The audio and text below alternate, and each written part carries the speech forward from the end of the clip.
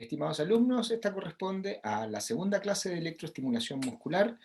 En este caso veremos los efectos que pueda tener la electroestimulación muscular en mayor profundidad en personas sin problemas de inervación, o sea, en personas donde su músculo se encuentra inervado y que buscaríamos, por ejemplo, la activación muscular como quizás una respuesta a posibles trastornos que pueda tener el paciente en base a una condición patológica, ya sea a nivel musculoesquelético como a nivel de desarrollo de una actividad física debido a la deficiencia, por ejemplo, de la actividad muscular. Por lo tanto, veremos cómo se aplica en músculos sin problemas de inervación. ¿Bien? La verdad que a diferencia de lo que veíamos en la clase anterior, que tenía que ver con personas que tenían problemas de inervación, ¿ya? En donde veíamos que se hacían en un primer momento pulsos aislados de muy larga duración, con tremendas pausas para poder evitar, por ejemplo, trastornos como la fatiga. En este caso lo que se hace es utilizar frecuencias de entrega que van a tener pulsos más bien pequeños, ¿ya? Con donde se entrega una frecuencia que va a permitir una contracción mantenida en el músculo, entregada en esto que se llaman trenes de respuesta. Y este concepto en general se llama faradización. Lo que busca esto es lograr una contracción mantenida, evitar el clonus que nosotros pudiéramos ver frente a una contracción vibratoria de baja frecuencia o de estímulos que no sean lo suficientemente capaces de provocar un mayor reclutamiento de fibras musculares, y también permitir el descanso para que se logre una buena recuperación de la fibra muscular. Por lo tanto, ¿qué es lo que se hace en esta línea? Se asocia a frecuencias que van a ser aplicadas en segundos seguidos de pausa. En este caso lo que vemos es X forma de pulso, que no nos interesa en este momento introducirnos en el concepto de cuál es la forma de pulso, pero que se entrega en un tren de respuesta. Por lo tanto, tenemos una fase en donde asciende la intensidad de la energía, una fase donde se mantiene, una fase que desciende, ¿ya? Y luego viene el periodo de pausa para venir otro tipo de estímulo llamado tren.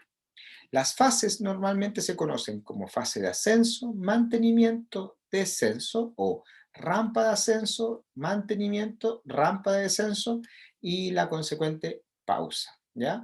La idea es que estos trenes ya duran segundos y normalmente se ve entre 0,5 hasta 30 segundos de mantención, en donde existe una contracción mantenida por ese tiempo y luego se entrega una pausa.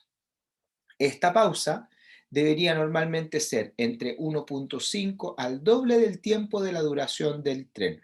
¿Esto para qué? Para permitirle al músculo la recuperación de sus capacidades metabólicas, así como también evitar desde esta misma vereda la fatiga en las personas. En teoría, mientras más largo es el tren, más posibilidad tengo de fatiga y por lo tanto la pausa para un tren más largo debería ser más larga para poder evitar este fenómeno llamado fatiga.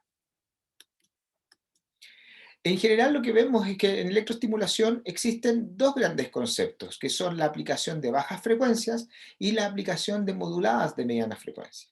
La aplicación en bajas frecuencias se conoce con el nombre de farádicas o neofarádicas, ¿ya? Y las moduladas de mediana frecuencia, la que veremos nosotros, son las corrientes rusas o GOTS, aunque existen otras corrientes que se llaman corrientes OSI, que utilizan también una mediana frecuencia, pero que están en el límite entre la baja y la mediana. ¿Ya? Ahí veremos algunos datos de ella. Ahora, esta relación entre las farádicas y neofarádicas y las corrientes rusas, ¿ya? Es una relación similar a la que nosotros vimos cuando vimos TENS y TIF. Pero debemos recordar que TENS y TIF, su objetivo es producir una respuesta analgésica. ¿Bien? O sea, es buscar los principios de analgesia. En cambio, la electroestimulación muscular lo que busca es la activación de las fibras musculares, por lo tanto es un principio distinto, ¿ya? Aunque puedan buscar la misma conducta en el paciente, que quizás es ayudarlo a que pueda a tener una capacidad mejor, a cumplir con una función, en este caso lo que busca la electroestimulación muscular es activar la musculatura. En caso de TENS y TIF, quizás, por ejemplo, una frecuencia fasciculadora también está activando musculatura, pero su objetivo no es la activación muscular per se, sino que es la analgesia que produce esta fasciculación, que sería el concepto de liberación de los opiáceos endógenos, o sea, el control descendente del dolor. Ahora, introduzcámonos un poquito en lo que significan las farádicas y neofarádicas, o sea, la electroestimulación de baja frecuencia. En sí son ondas, como ya vimos un poquito de esto en la clase respecto de electroestimulación en personas con denervación. En este caso es la aplicación en personas que tienen una musculatura inervada, en donde se hace una contracción en segundos, como veíamos en esto que se llaman los trenes de respuesta, y estos trenes de respuesta pueden estar constituidos por pulsos que son de tipo cuadrangular, monopolar, triangular, monopolar, o sea, el de ascenso progresivo, pero hoy en especial lo que se utiliza es el pulso bipolar cuadrangular, ya que este tiene un componente excitomotor mucho más elevado que los otros dos en músculos de diferentes características. Pero si lo pensamos desde la perspectiva del músculo sano, sin problemas de inervación, sería el más eficiente de todos por su componente excitomotor, versus los otros dos. Los otros dos, la ventaja que nos dan es frente a músculos que presenten denervación, en especial el pulso de ascenso progresivo, que se utiliza en músculos con denervación parcial por fenómenos que ya vimos en la clase anterior. En el caso del bipolar cuadrangular, lo que busca es en el músculo sano una mejor respuesta, ¿ya?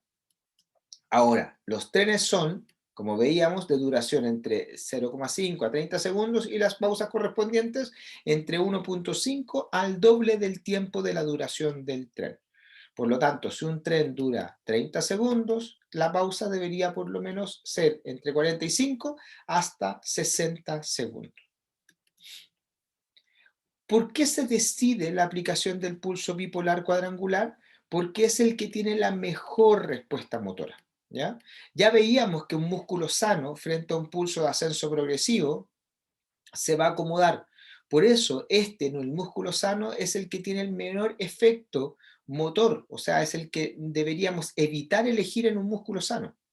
Quizás podríamos tomar la decisión de aplicar un pulso cuadrangular monopolar, pero la verdad que entre el pulso monopolar cuadrangular y el bipolar es por excelencia mejor y va a necesitar menos intensidad para lograr una mejor contracción. Y obviamente también se va a asociar a que los pulsos monopolares tienen la condicionante de que producen acumulación de carga y eso también podría ser una molestia por el efecto galvánico que puede llegar a producir. En cambio, el bipolar no. Estamos viendo músculo sano, por lo tanto, en un músculo sano, los tiempos de aplicación del ancho de pulso son muy distintos a los tiempos vistos en el músculo denervado. Veíamos que en el músculo denervado se utilizaba entre 30 a 300 milisegundos. En el caso del músculo sano, el ancho de pulso es menor a los 500 microsegundos, o sea, 0,5 milisegundos. Y las pausas van a depender de la frecuencia que nosotros estemos utilizando, ¿ya? Y eso, recordemos que la frecuencia nos va a determinar el periodo y el periodo nos va a determinar cuánto es lo que dura el pulso o el ancho de pulso y cuánto dura la pausa. Por lo tanto, desde ahí nosotros podemos sacar esa información. ¿Cuál es la idea? Normalmente nosotros estos trenes los agrupamos, son una agrupación de pulsos que están contenidos por estas frecuencias, que normalmente van entre 10 a 200 Hz, ahí veremos por qué podrían clasificarse de esta manera, y lo que buscan es la respuesta del nervio motor para que se pueda producir la contracción gracias a la estimulación en este músculo que está inervado. La amplitud va a ser regulable, o sea, la intensidad de energía va a ser regulable en base a lo que yo quiera lograr como contracción, pero además a la condición que pueda estar presente en el paciente. Recordemos siempre que estamos hablando de personas con inervación normal, ¿ya? Por lo tanto, va a ser quizás más fácil lograr la contracción. Recuerden que el potencial de acción en un nervio motor es de 100 a 1000 veces más pequeño que en el músculo directamente, por lo tanto nosotros lo que estaríamos buscando acá es al nervio motor. ¿Bien? Eso es como un punto bien importante. ¿Cuál es el otro espectro de ondas que nosotros vamos a ver? Son las medianas frecuencias o las moduladas de mediana frecuencia. que al igual que lo que veíamos en TIF cuando hablamos de analgesia, lo que buscan estas es producir una frecuencia baja que va a ser la que va a tener los efectos biológicos en el paciente. ¿Ya? En este caso, a diferencia de lo que veíamos en TIF, en donde hablábamos de la AMF, en este caso vamos a hablar solamente de la modulación de la frecuencia, o sea, MF o FM, depende cómo usted lo quiera definir. ¿Ya?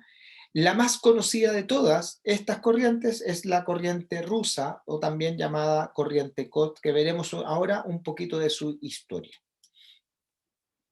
Jacob Koch, así usted lo puede encontrar en la bibliografía. Él era un entrenador del equipo de halterofilia de la Unión Soviética. Estamos hablando de épocas políticas muy diferentes, en donde lo que se planteaba en base al deporte era que posiblemente un país que tuviera un buen plantel deportivo era un país superior. Y por eso había una disputa normalmente entre grandes potencias respecto del deporte. Y por eso el señor Koch aparece como una persona influyente en este tema, porque él entrenaba a sus deportistas y se le ocurre el aplicar una corriente eléctrica para poder aumentar la potenciación muscular. Y de ahí él toma los antecedentes entregados por Darsonval y Nemec para gestar con una mediana frecuencia una menor resistencia al paso de la onda y por ende menores complicaciones y que llegara mayor energía al músculo y se lograra una mejor contracción. Por lo tanto, el deportista cuando estaba haciendo un levantamiento se le daba un pulso que duraba 10 segundos, ¿ya? Y luego se mantenía la contracción para luego tener una pausa de 50 segundos. Y esto se realizaba por 10 minutos, o sea, se hacía un total de 10 repeticiones de 10 segundos de mantención por 50 segundos de pausa. De ahí que aparece también un concepto que lo podemos encontrar en la bibliografía que se llama la corriente rusa, la 10-50-10, ¿ya? Porque tenía esta condición en un primer momento. Koch lo que hizo fue tomar una frecuencia mediana para evitar todos los efectos asociados a la corriente, ¿ya? Y él definió por los datos entregados de Nemec en base a los efectos éxito-motores, ¿ya? Asociados a lo que planteaba Darsonval, que los 2500 Hz iban a ser el valor entregado por él y se iba a hacer una aplicación con 50 Hz para poder lograr el reclutamiento de fibras musculares y con esto, asociado a algo que se llama ratio o duty cycle, que veremos más adelante, pero que es muy parecido a lo visto ya en ultrasonido, se iba a lograr la contracción muscular y a buscar la respuesta. En el año 1977 se encuentra información que dice de que gracias a este protocolo de intervención, los deportistas, junto con haber realizado ejercicio, mejoraban en un 40% la fuerza muscular isométrica voluntaria. ¿Ya? Lo cual es bien interesante porque uno podría decir, chuta, con esto yo logro tener una mejor disposición de fuerza, voy a mejorar y quizás todos nosotros podríamos pensar que con la corriente podríamos corregir esto, pero la verdad que hoy día ya se reconoce que no es tanta la capacidad de lograr el reclutamiento para poder mejorar la fuerza muscular.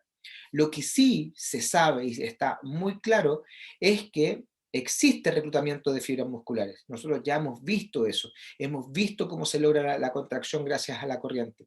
Por lo tanto, podría ser evidente de que la corriente lo lograra. Ahora, que eso signifique que yo gane fuerza, ahí está el punto complejo. ¿Ya? Y en esta publicación que vemos de Alex Ward y Natalia Skuratova, ¿ya? En donde ellos lo que hacen es analizar ya los primeros estudios, empiezan a tomar información. Interesante es que Alex Ward es un autor, un autor australiano, que él dentro de su proceso lo que está haciendo es crear y gestar una nueva corriente, que luego veremos que se llama corriente OSI, que es la corriente de mediana frecuencia que yo les hablaba, que estaba en este límite entre las bajas y las medianas, porque a diferencia de la rusa que utiliza normalmente 2500 Hz, la corriente OSI o la corriente de Alex Ward utiliza 1000 Hz, ¿ya? Y eso, ahí hay algunas definiciones que son interesantes de ver en base a la publicación entregada por esta persona.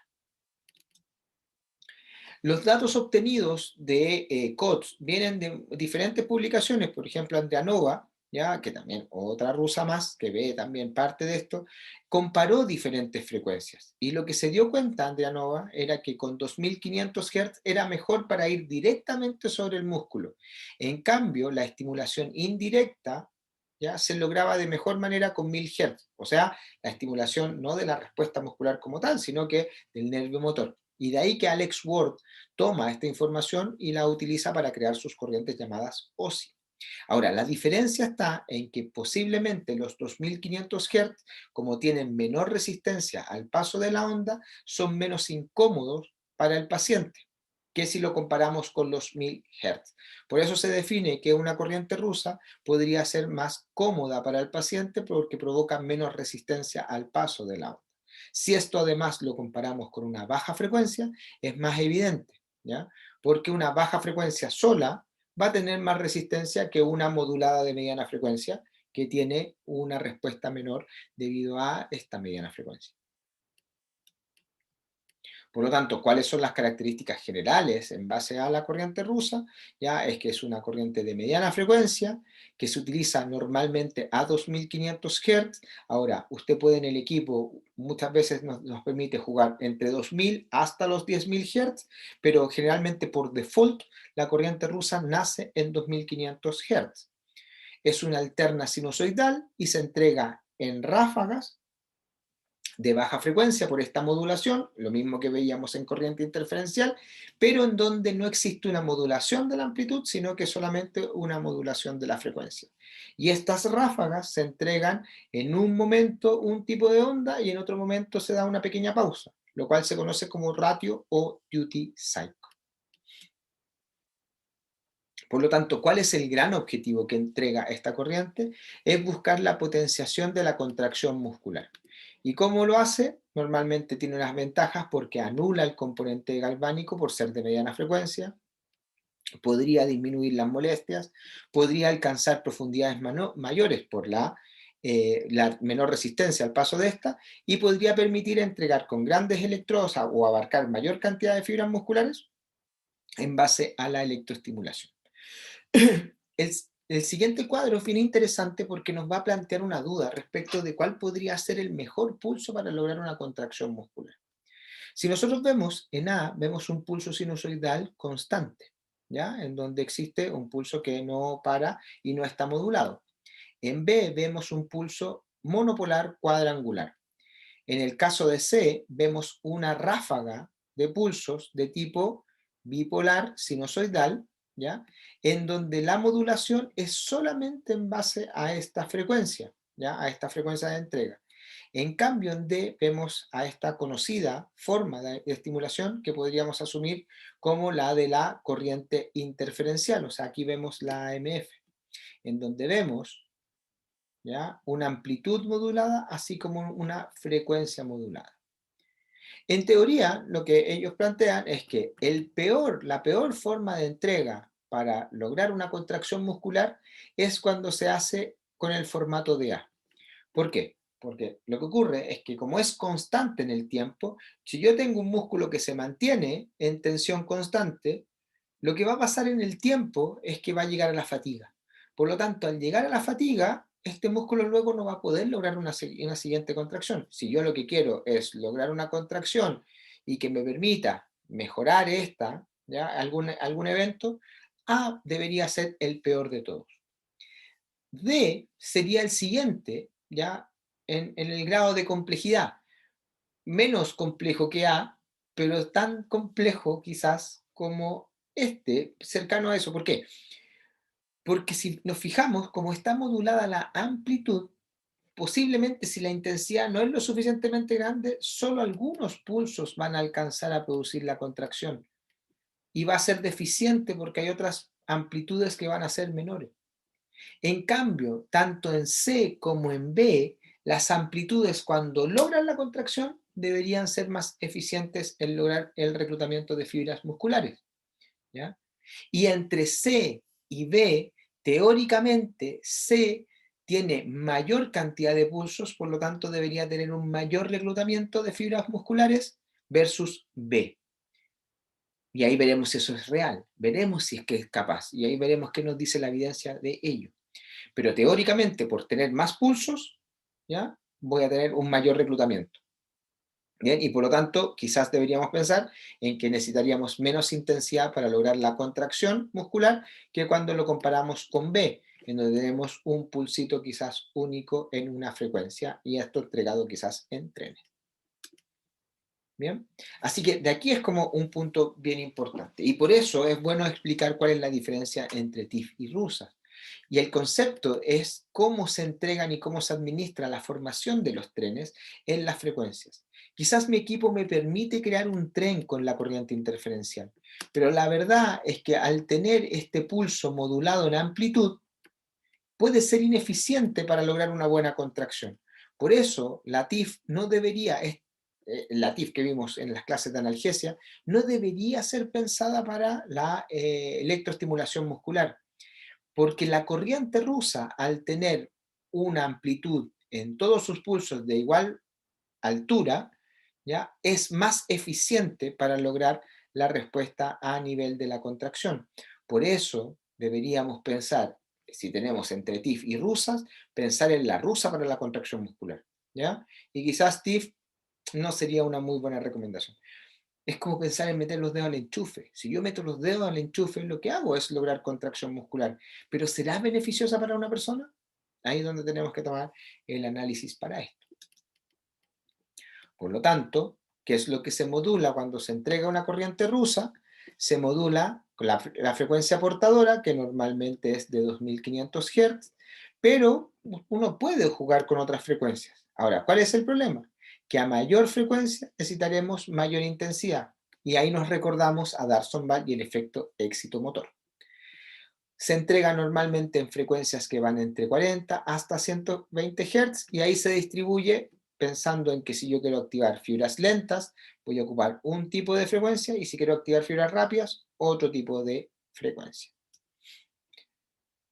Se entrega en base a la frecuencia y por lo tanto la corriente rusa, ¿ya? Yo decido la portadora me va a crear una corriente baja, igual que en TIF, la diferencia es que la modulación es solamente de frecuencia. Si yo en este caso, por ejemplo, aplico 50 Hz, tengo una duración de estas ráfagas o estos bursts, ¿ya? Que dura 20 milisegundos. Por lo tanto, la capacidad o la cantidad de pulsos que se entreguen versus la pausa que se entrega en esta ráfaga va a depender de algo que se llama ratio. Bien, ahora si yo entrego 100 Hz, lo que estoy haciendo es entregar más ciclos por segundo o más ráfagas por segundo, porque el periodo de esta ráfaga es más corto y por lo tanto entran más pulsos por segundo. Por lo tanto, a mayor frecuencia tendré mayor capacidad de reclutamiento de fibras musculares y por lo tanto, si nos acordamos del principio de Hahnemann, el principio de Hahnemann nos dice que mientras más vaya creciendo el estímulo, más necesidad de reclutamiento de fibras musculares debo tener y por lo tanto deberíamos pensar ya en pasar de las fibras lentas ya a pasar a las fibras rápidas, o sea, de las 1 pasar a las fibras tipo 2, porque pasamos de las de menor tamaño a las de mayor tamaño. Entonces, ¿qué significa el ratio? El ratio es la regulación de la razón que existe entre estas ráfagas. ¿Bien? Por lo tanto, si yo tengo una igual frecuencia y tengo un ratio de 1 es a 6, eso significa que tengo un burst que dura un tiempo y tengo 6 tiempos, ¿ya? De pausa. Por lo tanto, si tengo 50 Hz, tengo un ciclo de 20 milisegundos. Por lo tanto, si tengo 1 a 6, más o menos este debería ser alrededor de 3 milisegundos y el resto sería pausa. Si yo tengo un ratio más grande, como en este caso 1 es a 3, significa que lo que estoy haciendo es partir un tiempo de entrega por 3 tiempos de pausa, lo cual significa que amplío la cantidad de onda en base a la misma frecuencia, o sea, le entrego más pulsos. Y si yo tengo 1 es a 1, significa que aún estoy ampliando más la entrega y por lo tanto estoy dando más pulsos. Por lo tanto, la pregunta es, si tengo una persona que necesita un mayor reclutamiento de fibras, ¿qué ratio usaré? ¿1 es a 1 o 1 es a 6?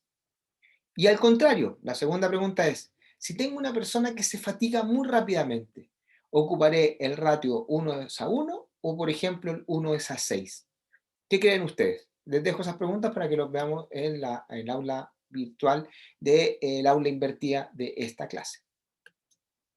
Bien, en este esquema nos muestra una publicación de Alex Ward, qué es lo que pasa si yo tengo una frecuencia portadora de 1000 Hz, cuánto dura cada uno de estos pulsos, si yo entrego una frecuencia de 50 Hz, tengo un periodo de 20 milisegundos, por lo tanto, si tengo un ratio ya de 1:4, significa que de estos 20 milisegundos, 4 de ellos son de entrega y 16 de estos son pausa, ¿ya? Eso es lo único que está definiendo este ratio. Por lo tanto, veremos de qué se trata y cuál sería la gracia de tener esta información.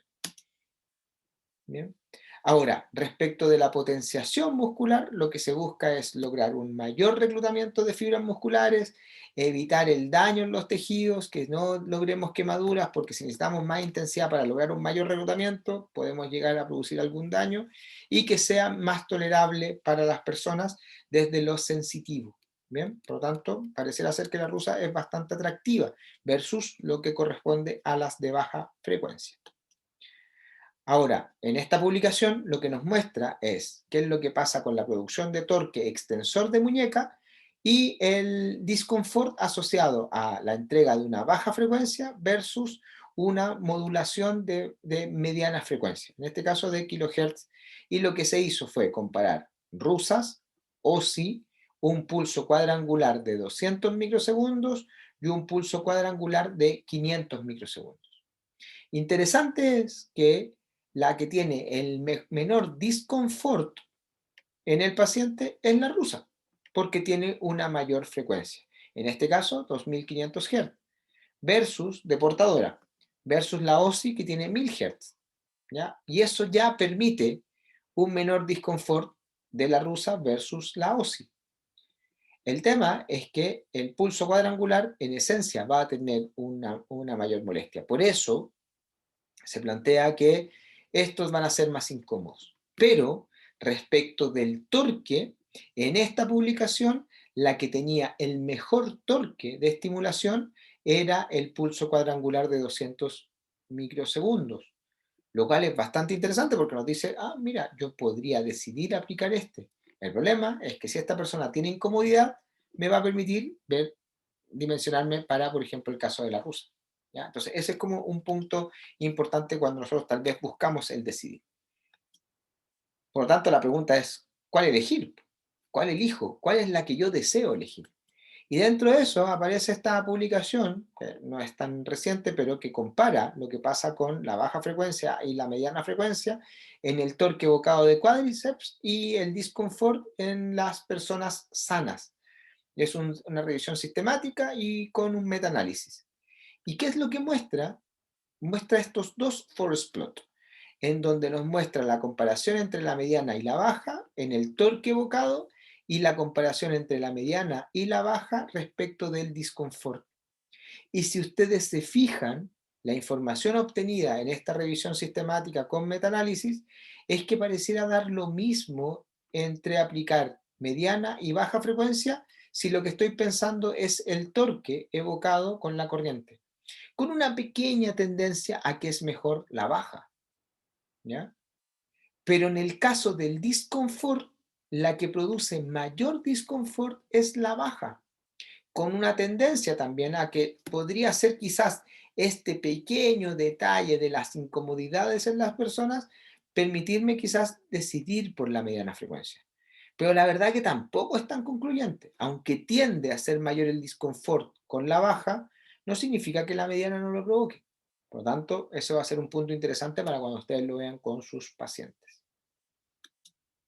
Para terminar este primer video de esta última clase respecto a electroestimulación muscular, vamos a ver qué forma de pulso utilizaría, por ejemplo, una electroestimulación muscular de baja frecuencia en una persona sana, qué diferencia hay en la forma de pulso entre una rusa y una de baja frecuencia, qué estimulación con rusa necesitaría de una intensidad mayor si usamos una frecuencia portadora de 2500 o una de 5000 Hz de portadora, ¿Qué ventaja podría tener una electroestimulación de baja frecuencia sobre una modulada de mediana frecuencia? ¿Y qué ventaja podría tener una de mediana frecuencia por sobre una de baja frecuencia? Preguntas que trataremos de resolver y analizar en el aula invertida. Por lo tanto, esto corresponde al final la primera parte de esta última clase respecto de electroestimulación muscular.